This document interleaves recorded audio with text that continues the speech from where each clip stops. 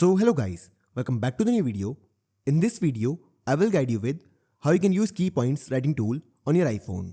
So for this, make sure that App Intelligence is enabled on your iPhone.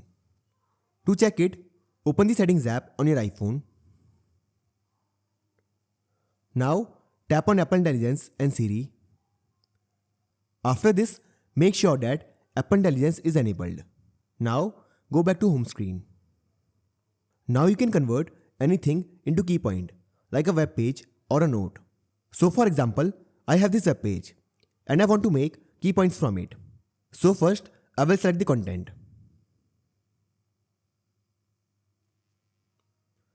Once done, tap on Writing Tools. After this, tap on Key Points. Now this will generate key points from the text. So this is how you can use Keypoint Writing Tools on your iPhone. So I hope you find this video useful. And if you do, then don't forget to like this video and subscribe our channel.